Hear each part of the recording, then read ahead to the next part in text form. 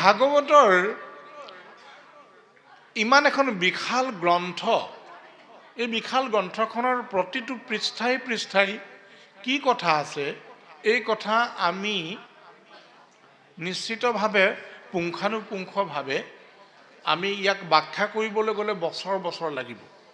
কিন্তু এতিয়া আমাৰ সন্মুখত অহা আটাইতকৈ ডাঙৰ প্ৰশ্নটো হ'ল যে ভাগৱত আমি কিয় পঢ়িব লাগে, ভাগৱত কোনে পঢ়িব লাগে, বা ভাগৱত কোনে শ্ৰৱণ কৰিব লাগে, বা ভাগৱত কিয় শ্ৰৱণ কৰিব লাগে। এই কথাকেইটা আমাৰ কাৰণে গুৰুত্বপূৰ্ণ। আমাৰ যিসকল বৃদ্ধ বয়সস্থ লোকে ইয়াতে উপবিষ্ট হৈ ভাগৱত শ্ৰৱণ কৰিবলৈ আহিছে, তেখেতসকলে শ্ৰৱণ কৰি ভগৱন্তৰ লীলাময় গুণৰ কথা শুনি মাত্ৰ আত্মতৃপ্তি লাভ কৰিব পাৰিব, কিন্তু ব্যক্তিগত জীৱনত ভাগৱত পাঠৰ দ্বাৰা তেওঁলোকৰ কোনো ধৰণৰ উন্নতি সাধন নহয়। কিয়নো ভাগৱত কেৱল যিসকলে এই সংসাৰ পথত অগ্ৰসৰ হ'বলৈ আৰম্ভ কৰিছে, যিসকলে সংসাৰ পথত ইতিমধ্যে অগ্ৰসৰ হৈছে, তেওঁলোকে ভাগৱত পাঠ বা তেওঁলোকে ভাগৱত শ্ৰৱণ কৰি সেইখিনি প্ৰায়োগিক দিশত যদি তেখেতসকলে গ্ৰহণ কৰে, তেতিয়া ভাগৱত পাঠৰ প্ৰাসংগিকতা থাকিব। আৰু এই যে ভাগৱত পাঠৰ প্ৰাসংগিকতাৰ বিষয়ে আমি যদি কওঁ যে যিসকল ব্যক্তিয়ে এই ভাগৱত যি শাস্ত্ৰ, এখন কেৱল মাত্ৰ ঈশ্বৰৰ গুণানুকীৰ্তন সম্বলিত শাস্ত্ৰ নহয়, ভাগৱত হৈছে এক বিজ্ঞান। যে আমাৰ আধুনিক বিজ্ঞানে আমাৰ শৰীৰটো ব্যাখ্যা কৰি দিব পাৰিব, কিন্তু আমাৰ মনটো ব্যাখ্যা কৰি দিব নোৱাৰে। কিন্তু একে সময়তে মন আৰু শৰীৰক ব্যাখ্যা কৰি ব্যক্তিৰ জীৱন শৃংখলিত হোৱাৰ কাৰণে, ব্যক্তিৰ জীৱন সুন্দৰ হোৱাৰ কাৰণে যিখিনি উপাদানৰ প্ৰয়োজন হয়, সেই উপাদানখিনি ভাগৱতত সন্নিৱিষ্ট হৈ আছে। এতিয়া আমি ভাগৱতৰ যিটো প্ৰাসংগিকতা, যে ভাগৱতত থকা এই অমৃতময় লীলা কথা শুনি আমি কেনেকৈ আমাৰ সংসাৰখন, আমাৰ ভৱিষ্যত জীৱনটো বা আমাৰ ভৱিষ্যত প্ৰজন্মক কেনেকৈ সুন্দৰকৈ আগবঢ়াই লৈ যাব পাৰোঁ, তাৰ এটা উদাহৰণৰ এটা কাহিনীৰ জৰিয়তে মই আপোনালোকক উদাহৰণ দিব বিচাৰিছোঁ। আপোনালোকে জানে যে দৈত্যেন্দ্ৰ হিৰণ্যকশিপু, তেওঁৰ পত্নীৰ নাম কয়াধু, আৰু কশিপুৰ পিতৃৰ নাম কি, কাশ্যপ, আৰু মাতৃৰ নাম হৈছে দিতি। সেইফালৰ পৰা কাশ্যপ এজন মহাপাগ্ৰশীল ঋষি আৰু দিতি হ'ল দক্ষৰ কন্যা। তেওঁলোকৰ সন্তান হ'ব লাগিছিল গুণৱান, ভাল সন্তান হ'ব লাগিছিল, কাৰণ এজন ঋষি ব্ৰাহ্মণ আৰু আনজন হৈছে প্ৰজাপতি দক্ষৰ কন্যা। দক্ষ হৈছে সেই সময়ৰ সমাজ ব্যৱস্থাৰ এজন অতি পণ্ডিত লোক, কিন্তু তেওঁলোকৰ এই যে দিতি আৰু কাশ্যপৰ পুত্ৰ হ'লগৈ কোন, হিৰণ্যাক্ষ আৰু হিৰণ্যকশিপু। কিয়?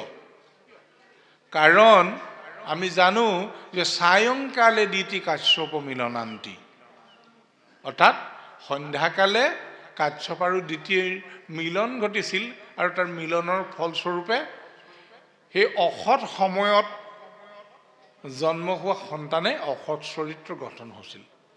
আকৌ উল্টাকে চাওক, যিজন হিৰণ্যকশিপু জিঘাংসু প্ৰকৃতিৰ লোক, নিষ্ঠুৰ স্বভাৱৰ লোক, অসুৰ স্বভাৱৰ লোক, তেওঁৰ পত্নী কয়াধু, তেওঁ বাৰু শান্তি কন্যা, ভক্তি কন্যা, কিন্তু তেওঁৰ লোকৰ সন্তান প্ৰহ্লাদ হ'ব লাগিছিলে অত্যন্ত উদণ্ড, কিন্তু প্ৰহ্লাদ আকৌ কি হ'ল, ভক্তিমন্ত এজন সন্তানৰ জন্ম হ'ল। এতিয়া আমাৰ মনতে এটা প্ৰশ্ন স্বাভাৱিকতে উদয় হয় যে এই ঘটনাটো কিয় হ'ল, যে প্ৰহ্লাদৰ ইমান ভাল কেনেকৈ হ'ল। কাৰণ আমি জানো যে পিতৃ আৰু মাতৃ যেতিয়া উভয়ে ভাল হ'ব, তেতিয়াহে সন্তান ভাল হ'ব। কাৰণ আমি সন্তান 7টা ধাতুৰ দ্বাৰা নিৰ্মাণ কৰা হয়। সেই 7টা ধাতু কি? ৰসাদ ৰক্তু, ৰসাদ ৰক্তু ততু মাংসা, মাংসাদ মেদু প্ৰজায়তে, মেদস অস্থি ততু মজ্জা ততু শুক্ৰ সম্ভৱ। অৰ্থাৎ ৰসৰ পৰা ৰক্ত হ'ল, ৰক্তৰ তাৰ পৰা আকৌ মাংস হ'ল, মাংসৰ পৰা মেদ হ'ল, মেদৰ পৰা অস্থি হ'ল, অস্থিৰ পৰা মজ্জা হ'ল, মজ্জাৰ পৰা শুক্ৰ। এই 7টা ধাতু। এই 7টা ধাতুত মাতৃৰ 3টা ধাতু থাকে আৰু পিতৃৰ 4টা ধাতু থাকে। এতিয়া যদি হিৰণ্যকশিপুৰ যে অসুৰ স্বভাৱৰ ব্যক্তি, তেওঁৰ 4টা ধাতুৱেইটো বেয়া, কাৰণ তেওঁ কোনো প্ৰকাৰে নাৰায়ণৰ নাম শুনিবলৈ ইচ্ছা নকৰে, তেওঁ নিজকে ঈশ্বৰ বুলি ঘোষণা কৰে, নাৰায়ণৰ বিৰুদ্ধ তেওঁ জীৱনৰ ব্ৰত, তেনেহ'লে সেইজন হিৰণ্যকশিপুৰ ঔৰসে ভক্ত প্ৰহ্লাদৰ কেনেকৈ জন্ম হ'ল? তেতিয়া এনেকুৱা প্ৰশ্ন এটা আকৌ উদয় হওঁতে আমাৰ মনত আকৌ উত্তৰ এটাও আহে। উত্তৰটো কি? যে কীৰ্তন শাস্ত্ৰ এটা মানে আমি পাইছোঁ শাস্ত্ৰত যে যেতিয়া কয়াধুৰ গৰ্ভত প্ৰহ্লাদ আছিল, তেতিয়া তেওঁ নাৰদ মুনিক লগ পাইছিল, আৰু নাৰদ মুনিৰ পৰা বৈষ্ণৱ জ্ঞান পোৱাৰ কাৰণে প্ৰহ্লাদ ভক্তিমন্ত হ'ল। কথাটো সঁচা, কিন্তু সেইকাৰণে প্ৰহ্লাদ বৈষ্ণৱ হোৱা নাই। যদি হ'লহেঁতেন তেনেহ'লে জগতগুৰু মহাপুৰুষ শ্ৰীমন্ত শংকৰদেৱে কেতিয়াও নিলিখিলেহেঁতেন যে জৈখানি পিতৃ তপস্যাক গইলা, দেখি দেৱগণ সংশয় ভৈলা, জানিল পিতৃক খাইলেক উই, নগৰ বেৰিয়া লগাইলা জুই, দানৱগণে ভয়ে ভংগবৰ, পুত্ৰ ভাৰ্যাৰী দিলে লৱৰ, মিলিলে দৈত্যৰ আপদ ঘূৰ, ইন্দ্ৰে ধৰিলেক মাতৃক মূৰ, আপোন থানক নেন্ত্ৰ আজৰি, কান্দিল মাৱে মুখে বস্ত্ৰ জুৰি, কৰে আত্মৰাৱ ৰাজ মহিষী, দেখিয়া বুলিলে নাৰদ ঋষি, ইহাং কৰা এৰা সুৰপতি, একে পৰস্ত্ৰী আৰু মহাসতী, মাতিলে ইন্দ্ৰে নাৰদক পাছে, এই ৰৌদৰে শিশু এক আছে, টাংক মাৰি দিব এক মেলানি, শুনিয়া নাৰদে বুলিলে বাণী, নিষ্পাপ পুৰুষ আছে গৰ্ভত, সাক্ষাৎ এইটো মহাভাগৱত। কি বুলি কৈছে? যে ইন্দ্ৰ, তুমি যি দৈত্য পত্নী কয়াধুক হৰণ কৰিছা, হৰণ কৰাৰ উদ্দেশ্য সম্পৰ্কে তুমি কৈছা যে এওঁৰ গৰ্ভত থকা সন্তানটোক তুমি বধ কৰিবা আৰু তাৰপিছতে এৰি দিবা, কিন্তু তুমি কোনো কাৰণতে এই কয়াধুৰ গৰ্ভত থকা সন্তানটি হত্যা কৰিব নোৱাৰা, বধ কৰিব নোৱাৰা, কাৰণ তেওঁ মহাভাগৱত।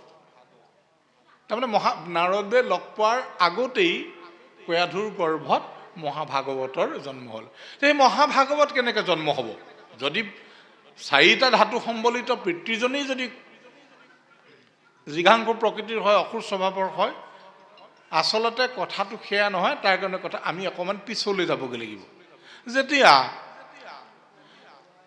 বৰাহ ৰূপী বিষ্ণুৱে বসুমতীক উদ্ধাৰ কৰিছিল, তেতিয়া তেওঁ হিৰণ্যাক্ষক নিজৰ দন্ত লগ্ৰে বধ কৰিছিল। ভাতৃবধৰ খবৰ পাই হিৰণ্যকশিপুৰ ক্ৰোধত জ্বলি উঠিছিল যে যি নাৰায়ণে মোৰ একমাত্ৰ ভাতৃক কিমান নিষ্ঠুৰভাৱে হত্যা কৰিলে, এই নাৰায়ণ নিধনেসমূহ মোৰ জীৱনৰ একমাত্ৰ পণ, আৰু তাৰ কাৰণে মই মোৰ সমস্ত শক্তি প্ৰয়োগ কৰিম। এই কথা তেওঁ মাতৃ দিতিদেৱীৰ আগত প্ৰকাশ কৰিলে, আৰু মাতৃ দিতিয়ে ক'লে যে তই কোনো কাৰণতে নাৰায়ণক এনেধৰণে সন্মুখীন হ'ব নোৱাৰিবি, কাৰণ নাৰায়ণ হ'ল মহাশক্তিমান।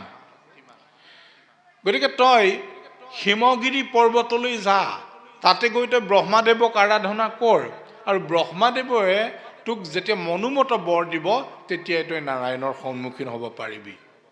মাতৃৰ পৰামৰ্শ শিৰোগত কৰি কালিলৈ ব্ৰহ্ম পুৱাতে যাব হিৰণ্যকশিপুৰ হিমগিৰি পৰ্বতত ব্ৰহ্মাদেৱক আৰাধনা কৰিবৰ কাৰণে। আৰু তেনে সময়তে তেওঁ নিজ প্ৰিয় পত্নী কয়াধুক মাতি আনি ক'লে যে প্ৰিয়ে, কালিলৈ মই ব্ৰহ্ম পুৱাৰ মাহেন্দ্ৰখনত যাত্ৰা কৰিম হিমগিৰি পৰ্বতলৈ, মোৰ উদ্দেশ্য এই। তেতিয়া কয়াধুৱে ক'লে যে স্বামী, আপোনাৰ এই যাত্ৰাত যাতে আপোনাৰ এই উদ্দেশ্য যাতে সম্পূৰ্ণৰূপে আপোনাৰ উদ্দেশ্য সিদ্ধি হয়, তাৰ কাৰণে মই গৃহতে থাকি ব্ৰহ্মাদেৱক আৰাধনা কৰিম, কিন্তু যিহেতু কালিলৈ পুৱাই আপুনি যাবগৈ, আজি আপুনি মোক দুটা কথা ৰক্ষা কৰি দিব লাগে। বোলে কি কথা?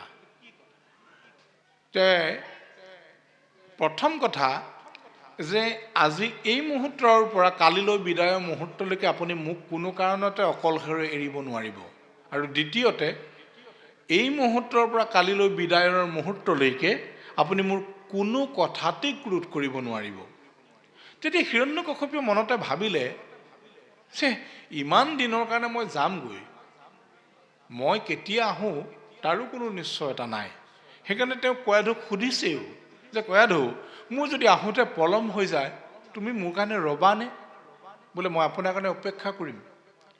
আৰু মোৰ যদি তপস্যাত মই ফলৱতী নহয়, তাতেই মই সাধনা কৰি কৰি যদি মই এই দেহা বিসৰ্জন দিওঁ তেতিয়া বোলে স্বামী হাঁহি হাঁহি ময়ো মৃত্যু গ্ৰহণ কৰিম, কিন্তু তথাপিতো পৰপাৰে মোৰ আপোনাৰ লগত মিলন হ'ব, তথাপিতো আপোনাৰ ব্যতিৰেকে মোৰ হৃদয়ত অন্য পুৰুষক মই কেতিয়াও স্থান দিব নোৱাৰোঁ। কিন্তু আপুনি মোৰ আজি কথা দুটা ৰক্ষা কৰি দিয়ক। বোলে কথা দুটা কি? বোলে এই কথা, মোক আজি খং কৰিবও নোৱাৰিব, এই মুহূৰ্তৰ পৰা বিদায় মুহূৰ্তলৈকে আপুনি না খং কৰিব পাৰিব না মোক ত্যাগ কৰিব পাৰিব। এতিয়া কশিপুৰে ভাবিলে এইটোনো কি ডাঙৰ কথা, ইমান দিনৰ কাৰণে গুচি যাম, মানুহগৰাকীৰ লগত থাকিবলৈ এইমাত্ৰ সময়কণ, এইকণ তেওঁক দিম মই। আৰু ক্ৰোধ কৰাৰ কথাটো ক'ৰ পৰা আহিলে?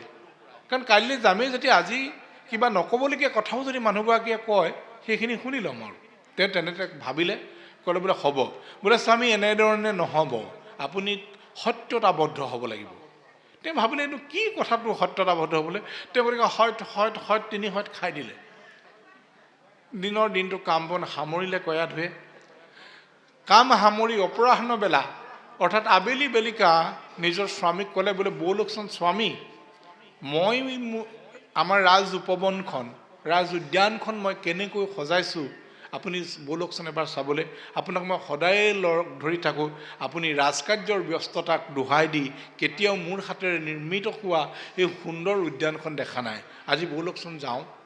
তে পত্নীৰ কথাত যিহেতু তেওঁ বাক্যতে বন্দী হৈ আছে, তেওঁ ভাবিলে ঠিক আছে, এতিয়াতো মই আৰু ৰাজকাৰ্য নকৰোঁৱে, বাকীবিলাকৰ দায়িত্ব পালন কৰিব, গতিকে মই যাওঁ আজি কয়াধুৰ লগতে প্ৰকৃতিৰ সেই শোভা চাবলৈ। তো দুয়োজন গৈছে লাহে লাহে খোজকাঢ়ি, বিভিন্ন মিঠা আলাপ কৰি মিষ্টভাষী হৈ তেওঁলোক দুয়োজনে গৈ আছে। দৃশ্যটো দেখিলে এনে যেন লাগিব তেওঁলোক যেন ইতিমধ্যে তেওঁলোকৰ 4টা সন্তান হোৱাই নাই, তেওঁলোক যেন নৱদম্পতীহে। সেইধৰণে নৱদম্পতীয়ে যেনেকৈ খুব হাঁহি মাতি খুব আবদাৰেৰে কথা পাতে, তেওঁলোকো দুই গৈ আছে। কথা পাতি এটা সময়ত এজোপা সুন্দৰ গছৰ তলত কয়াধুৰ লগত কশিপুৰে বহি দিলে। দেখিছে প্ৰকৃতিৰ এক সুন্দৰ দৃশ্য, চাৰিওফালে মৌমাখি, ভুমুৰেৰ মধুৰ গুঞ্জন, মাজে মাজে আকৌ কোকিলৰ ধ্বনি, দূৰতে নাচি আছে কেইটামান হৰিণা। ইমান এক সুন্দৰ পৰিৱেশত তেওঁলোকে কথা পাতি থাকোঁতেই সেই গছজোপা ওপৰৰ পৰা এটা চৰায়ে মাত লগাই দিলে নাৰায়ণ বুলি। তেতিয়া কশিপুৰে যিটো নাৰায়ণৰ নাম শুনিব নোখোজে, তেওঁ কয়াধুক ক'লে, বোলা কয়াধু, আমি এই স্থান পৰিত্যাগ কৰোঁ।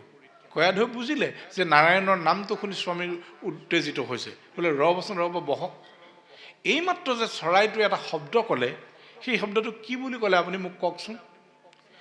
তেতিয়া কশিপুৰে কৈছে, সেইকাৰণেতো মই এডোখৰত নাথাকোঁ বুলি কৈছোঁ। যিটো মাত মই শুনিব নোখোজোঁ, যিটো নাম মই কোনোখানে ল'ব নোখোজোঁ, আৰু যাৰ বিনাশৰ উদ্দেশ্যে মই কালিলৈ যাত্ৰা কৰিম, সেই নামটো মই কেতিয়া মুখত নলওঁ। নহয় স্বামী, আপুনি কওকচোন কি বুলি মাতিলে মই ঠিক ধৰিব নোৱাৰিলোঁ। অগত্যা এতিয়া তেওঁ কথা দি থৈছে, সত্য আবদ্ধ, খঙো কৰিব নোৱাৰে আৰু কথাটো পেলাবও নোৱাৰে। সেইকাৰণে তেওঁ উপায় নোহোৱাকৈ ক'লেগৈ আৰু লাষ্টত গৈ যে নাৰায়ণ এই নামটোকে মাতি আছে। তাৰপিছত আকৌ কিবা কিবি কথা পাতে, চৰাইটোৱে আকৌ নাৰায়ণ বুলি মাতে। কশিপু উঠিবলৈ লয়, তেওঁ বহুৱাই থৈ দিয়ে। আকৌ বিভিন্ন কথা পাতে। কেতিয়াবা এনেকুৱা হয় যে চৰাইটোৱে মাতক বা নেমাতক কয়াধুৱে পটককৈ প্ৰশ্নটো সুধি দিয়ে যে এইমাত্ৰ যে চৰাইটোৱে মাতিছিলে, আপুনি কিবা এটা শব্দ কৈছিলে, কি বুলি মাতিছিলে, সেই শব্দটো মোক আকৌ এবাৰ কওকচোন, মই মানে মনত নৰল। তেওঁ আকৌ অগত্যা নাৰায়ণ বুলি কয়। তাৰমানে কয়াধুৱে কশিপুৰ মুখেৰে নাৰায়ণ নামটো বাৰেপতি উলিয়াব খুজি আছে। আমি জানো যে নাৰায়ণ শব্দটো ইমান সাধাৰণ শব্দ নহয়, যদিও বা 4 অক্ষৰযুক্ত শব্দ, এই শব্দটোৱে সোমাই আছে বিশাল তাৎপৰ্য। সেইকাৰণে মাধৱ পুৰুষে তেওঁৰ অমৃতময় ঘোষাশাস্ত্ৰত নাৰায়ণ শব্দৰ অৰ্থ সম্পৰ্কে কৈছে, হে 4 বেদৰ 4 অক্ষৰ হাৰকাৰি আনি ব্ৰহ্মাদেৱে বেকত কৰিয়া থৈলা নাৰায়ণ বাণী। হেন নাৰায়ণ নামলৈ শুদ্ধ কৰোঁ আমি চিত্তকায়া। হৰি সন্তোষৰ কাৰণ আনন জানি। হৰি সন্তোষৰ কাৰণ আনন জানি। তাৰমানে নাৰায়ণ শব্দটো আনিছে ব্ৰহ্মাদেৱে 4 বেদৰ পৰা এটা এটা আখৰ আনি শব্দটো গঢ়িছে। আৰু সেই শব্দটোৱে কি কৈছে, শব্দটোৰ গুণ কি, যে সেই শব্দ উচ্চাৰণ কৰাৰ লগে লগে আমাৰ চিত্তৰ কায়া শুদ্ধি হয় বুলি কৈছে। শুদ্ধ কৰোঁ আমি চিত্ত কায়া। চিত্ত মানে কি? চিত্ত মানে মন, কায়া মানে একে সময়তে মন আৰু শৰীৰ দুয়োটাকে পৰিষ্কাৰ কৰিব পৰা সেই বিশেষ তাৎপৰ্যময় শব্দটো কয়াধুৱে অতি বুদ্ধিমতী হৈ তেওঁ সেইটো উচ্চাৰণ কৰাই আছে। আৰু এটা সময়ত কি আছে যে কয়াধুৱে যেতিয়াই তেতিয়া যিকোনো মুহূৰ্ততে সেই শব্দটো ক'বলৈ কয়। কক্ষীপই গম পালে যে মোৰ আজি ৰক্ষা নাই, মই আজি নাৰায়ণৰ নামটো ল'বই লাগিব। গতিকে তেওঁ সেই পত্নীৰ কাৰণে অনিচ্ছাকৃতভাৱে হ'লেও তেওঁ সেই নামটো ল'বলৈ ধৰিলে। এতিয়া কথা এনেকুৱা যে ভগৱন্তৰ নাম আমি ইচ্ছাকৃতভাৱেই লওঁ বা অনিচ্ছাকৃতভাৱেই লওঁ, কাম কিন্তু সি একেটাই কৰিব। যেনেকৈ আমি নাজানি যদি খাওঁ বিষ খালে আমাৰ মৃত্যু হ'ব, আৰু যদি নাজানি আমি অমৃত খাওঁ তেনেহ'লে আমাৰ স্বাস্থ্যৰ উন্নতি হ'ব। এতিয়া সেই নাৰায়ণৰ নামৰ প্ৰতি হিৰণ্যকশিপুৰৰ কিঞ্চিতো শ্ৰদ্ধাবোধ নাই, বৰঞ্চ তাৰ প্ৰতি বিদ্বেষভাৱে আছে।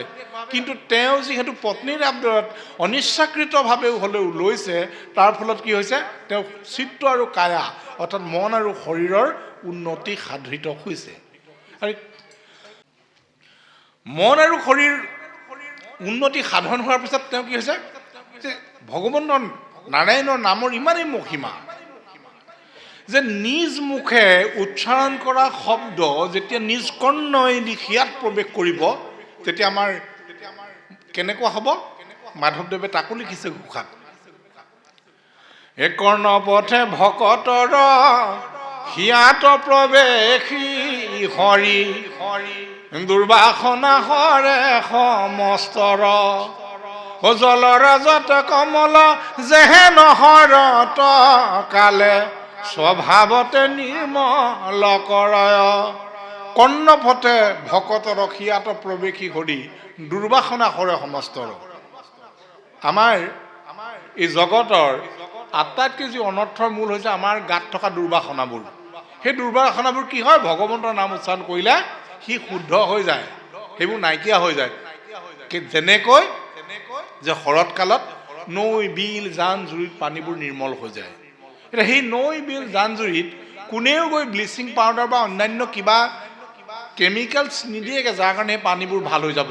সেয়া প্ৰকৃতিৰ গুণ, সি ভাল হ'বই, পৰিষ্কাৰ হ'বই। ঠিক তেনেকৈ ইচ্ছাকৃতভাৱেই হওক বা অনিচ্ছাকৃতভাৱেই হওক, পত্নীৰ বুদ্ধিমতী পত্নীৰ চতুৰ পত্নীৰ আবদাৰত কক্ষীপুৰে পুনঃ এই যে নাৰায়ণ শব্দটো উচ্চাৰণ কৰি থাকিলে, তাৰ ফলত এটা সময়ত তেওঁৰ গোটেই শৰীৰ নাৰায়ণময় হৈ গ'ল, নাৰায়ণময় হৈ গ'ল।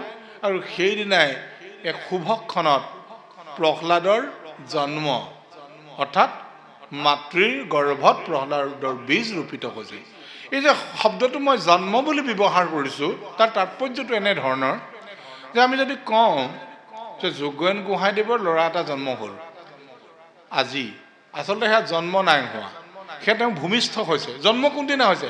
যিদিনা পিতৃৰ ঔৰসে মাতৃৰ গৰ্ভতে সন্তানৰ বীজ ৰোপিত হৈছে, সেয়াহে প্ৰকৃত জন্ম। আৰু সেই মুহূৰ্তত সেই পিতৃজনৰ মানসিকতা কি, সেইগৰাকী নাৰীৰ মানসিকতা কি, বিশ্ব প্ৰকৃতিৰ সময়টো কি, তেওঁলোকৰ মানসিক স্থিতিটো কেনেধৰণৰ, তেওঁলোকৰ পৰিৱেশটো কেনেকুৱা ধৰণৰ, তাৰ ওপৰত নিৰ্ভৰ কৰিব সন্তানৰ চৰিত্ৰ। আৰু সেইকাৰণে যে এই যে মুহূৰ্তত কৈছোঁ নহয়, যিটো মুহূৰ্তত কয়াধুৰ আবদাৰত নাৰায়ণ নামটো কওঁতে কওঁতে কি হ'ল যে হিৰণ্যকশিপুৰ গোটেই শৰীৰ কেৱল ঈশ্বৰময় হৈ পৰিল। আৰু সেইদিনা তেওঁ যি সন্তান জন্ম হ'ল সেয়া মহাভাগৱত ৰূপে গৰ্ভত স্থিত হ'ল। গতিকে সেই মহাভাগৱতক কোনো কাৰণতে কোনেও বধ কৰিব নোৱাৰে। আনকি পৰৱৰ্তী সময়ত কশিপুৰে অনেক চেষ্টা কৰি কিন্তু প্ৰহ্লাদক বশ কৰিব নোৱাৰিলে। এতিয়া আমি যদি বাস্তৱিক ক্ষেত্ৰত ইয়াৰ তাৎপৰ্যখিনি আমি সমাজলৈ লৈ আহোঁ, আমি সংসাৰৰ ধৰ্ম পালন কৰিছোঁ। সংসাৰৰ ধৰ্ম পালন কৰিবলৈ যাওঁতে সন্তান আমাক লাগিবই। কিন্তু আমি যদি সকলোৱে ভাবোঁ, আমাৰ যদি আইসকলে ভাবে যে আমাৰ বিপদগামী স্বামীজনক বা আমাৰ পথভ্ৰষ্ট স্বামীজনক যদি আমি সঠিক পথেৰে আনি যদি এটি সন্তান তেওঁৰ দ্বাৰা এই পৃথিৱীলৈ উপহাৰ দিওঁ, সেই সন্তানে কি হ'ব, প্ৰহ্লাদৰ দৰেই চৰিত্ৰ নিৰ্মাণ হ'ব। আৰু তেনেকুৱা প্ৰহ্লাদ, যিজন প্ৰহ্লাদে 21 পুৰুষক উদ্ধাৰ কৰিছিল, নৃসিংহ গোসাঁই প্ৰহ্লাদক দেখোঁতে কৈছে যে পৰম বৈষ্ণৱ তই পুত্ৰ ভৈলি যাৰ, 21 পুৰুষ কৰিলি উদ্ধাৰ। জৈত থাকে মূৰ ভক্ত উদাৰ চৰিত্ৰ, কীট পতংগকো তথা কৰ পবিত্ৰ। যে মোৰ এনে ভক্ত য'ত থাকিব তেওঁলোকে কীট পতংগলৈকে পবিত্ৰ কৰিব। মোৰ এনে যি সন্তান জন্ম হ'ব, উদাৰ চৰিত্ৰৰ যি সন্তান জন্ম হ'ব, এই সন্তানে 21 পুৰুষক উদ্ধাৰ কৰিব। এতিয়া আমি যদি কল্পনা কৰোঁ যে সংসাৰ পথত অগ্ৰসৰ হৈ আমি নাৰীগৰাকীক কেৱল ভোগ্য সামগ্ৰী বুলি গণ্য নকৰি তেওঁক প্ৰকৃত অৰ্থত যদি আমি সহধৰ্মিণী বুলি মানি তেওঁৰ দ্বাৰা এটি সন্তান, সি লাগিলে কন্যাই হওক, সি লাগিলে পুত্ৰই হওক, আমি যদি পৃথিৱীলৈ আনো, সেই সন্তানে তেওঁক দেখুৱাই দিব নালাগে তুমি নামঘৰত গৈ সেৱা কৰাগৈ বুলি, তেওঁক দেখুৱাই দিব নালাগে তুমি ভাওনা কৰাগৈ বুলি, তেওঁক দেখুৱাই দিব নালাগে গুৰুজনক শ্ৰদ্ধা কৰা বুলি, তেওঁক বুজাই দিব নালাগে শিক্ষকক শ্ৰদ্ধা কৰা বুলি, তেওঁক বুজাই দিব নালাগে তেওঁক ডাঙৰক সন্মান কৰা বুলি। তেওঁ সেইখিনি আপুনিয়েই কৰিব সেইখিনি, কাৰণ সেইখিনি তেওঁ জন্মতে লৈ আহিছে।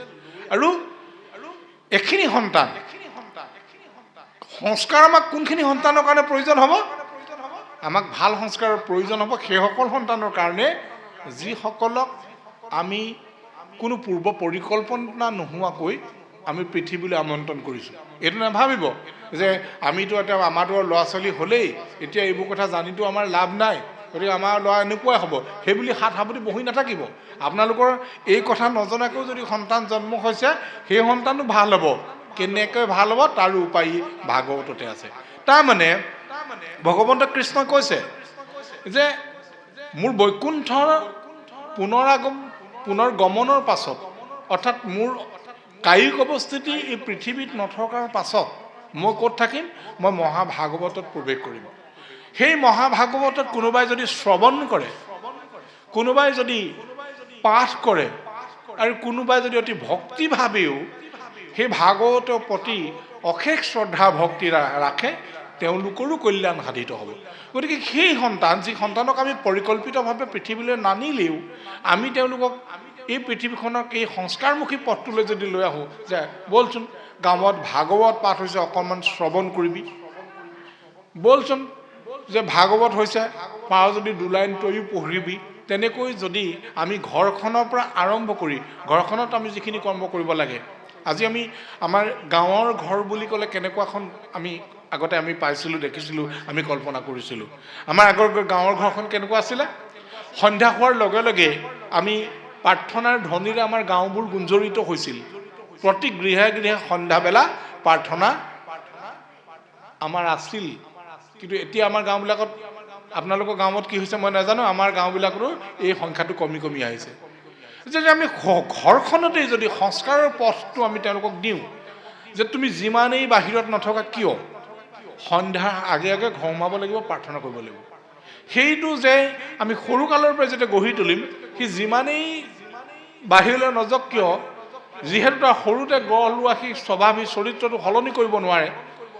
আপুনি ডাঙৰ বাঁহটোকহে আপুনি ডুৱাব নোৱাৰে, কিন্তু কোমলীয়া বাঁহক যদি ডুৱাই দিয়ে সি তেনেকেই যাব। ঠিক তেনেকৈ সেই কোমলীয়া কালতেই যদি আমি তেওঁলোকক এই শিক্ষা দিওঁ যে সন্ধ্যা হোৱাৰ আগে আগে গৃহলৈ আহিব লাগিব, প্ৰাৰ্থনা কৰিব লাগিব, কিতাপত পঢ়িব লাগিব বা অন্যান্য কৰ্ম কৰিব লাগিব, এই সংস্কাৰখিনি, বা গৃহখনলৈ কোনোবা এজন ভকত আহিছে, তেওঁক দেখাৰ লগে লগে যে তুমি এভাগ সেৱা কৰিব লাগে, সেই কথাটো যদি নিশ্চিতভাৱে আপুনি সৰুতেই শিকাই থয়, তেওঁক আকৌ সেই কথা পুনৰাবৃত্তি কৰাৰ কোনো প্ৰয়োজন নাই। গৃহখনত সেই জ্যেষ্ঠজন প্ৰৱেশৰ লগে লগেই তেতিয়াহ'লে তেওঁ যেতিয়া সন্মান প্ৰদৰ্শন কৰিব, এই ধৰণৰ সংস্কাৰে তেওঁলোকক এনেধৰণৰ চৰিত্ৰ গঠন কৰি ৰাখিব যে তেওঁলোকো ভগৱতমুখী হ'ব, তেওঁলোকো ঈশ্বৰমুখী হ'ব, তেওঁলোকেও সমাজত সদায় ভাল কাম কৰিবলৈ চেষ্টা কৰিব।